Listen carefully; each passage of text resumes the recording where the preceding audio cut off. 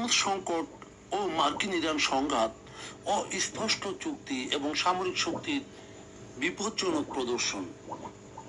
বন্ধুগণ, মধ্যপ্রাচ্যের বর্তমান ভূ রাজনীতি, বিশেষ করে হরমুজ প্রণালীতে মার্কিন যুক্তরাষ্ট্র এবং ইরানের মধ্যে চলমান সামরিক ও কূটনৈতিক উত্তেজনার একটি উদ্বেগজনক চিত্র আপনাদের শোনাব। কূটনৈতিক ব্যর্থতা এবং অস্পষ্ট চুক্তির পরিণতি। সবচেয়ে দুর্বল এবং সমালোচনামূলক দিকটি হল জুনের দ্বিপাক্ষিক সমঝোতা স্মারক ওবামার আমলের যে জ্বালানি বিষয়ক বিশেষ দূত ডেভিড গোল্ডউইনের মন্তব্য মতে এটি চুক্তিটি জাহাজ চলাচলের সুনির্দিষ্ট রূপ নির্ধারণ না করেই বিষয়টিকে এড়িয়ে যাওয়া হয়েছিল।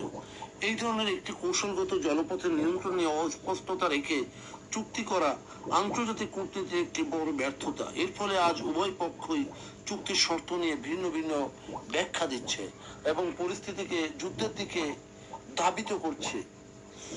আন্তর্জাতিক আইন লঙ্ঘন ও নৌ চলাচলের স্বাধীনতা ব্যাহত। ইরানের ইসলামিক রেভলিউশনারি গার্ড কর্তৃক বাণিজ্যিক জাহাজে এমভি জিএফএস গ্যালাক্সিতে হামলা চালানো এবং পরবর্তী নির্দেশ না দেওয়া পর্যন্ত প্রণালীটি সম্পূর্ণ বন্ধ ঘোষণা করা আন্তর্জাতিক সামুদ্রিক আইনের পরিপন্থী। বৈশ্বিক জ্বালানি ও বাণিজ্যিক যে লাইফলাইন হিসেবে পরিচিত হরমুজ প্রণালী এককভাবে বন্ধ করে দেওয়ার অধিকার কোনো দেশেরই নেই। ইরানের এই সিদ্ধান্ত বৈশ্বিক অর্থনীতিতে বড় ধরনের বিপর্যয় ডেকে আনতে পারে। ট্রাম্প প্রশাসনের আগ্রাসী সামরিক নীতি ও শক্তির অপব্যবহার। প্রেসিডেন্ট ডোনাল্ড ট্রাম্পের নির্দেশে এক সপ্তাহের মধ্যে তৃতীয়বারের মতো বিমান হামলা চালানো এবং মার্কিন জ্বালানি সচিব ক্রিস রাইকের ইরানের দর কষাকষির ক্ষমতা কেড়ে নেওয়া সংক্রান্ত বক্তব্য যুক্তরাষ্ট্রের আগ্রাসী মনোভাবকে প্রকাশ করে।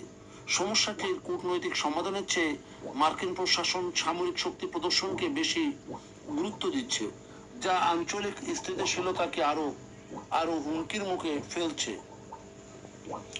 আঞ্চলিক নিরাপত্তার উপর বিরূপ প্রভাব। এই সংঘাত কেবল মার্কিন ইরানের মধ্যে সীমাবদ্ধ নেই।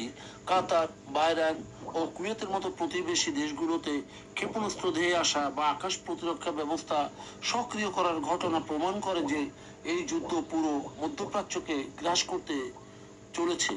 বেসামরিক নাগরিকরা এখন চরম নিরাপত্তার ঝুঁকিতে রয়েছে।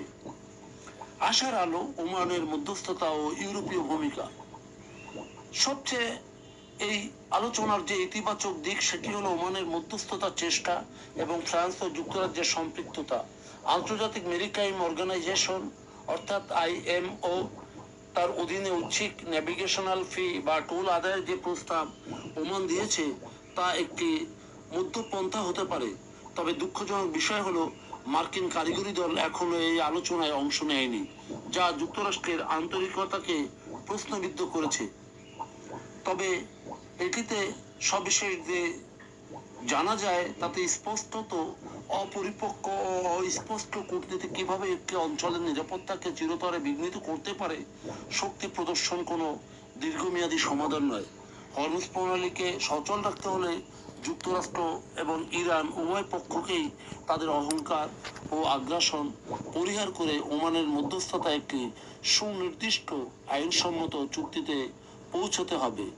বন্ধুগণ, যদি আমাদের এই তথ্য গল্প আপনার ভালো লাগে তাহলে লাইক এবং শেয়ার দিন এবং এখন আজ আমাদের সঙ্গে থাকার জন্য ধন্যবাদ। আমাদের ফলো দিন এবং সাবস্ক্রাইব করুন।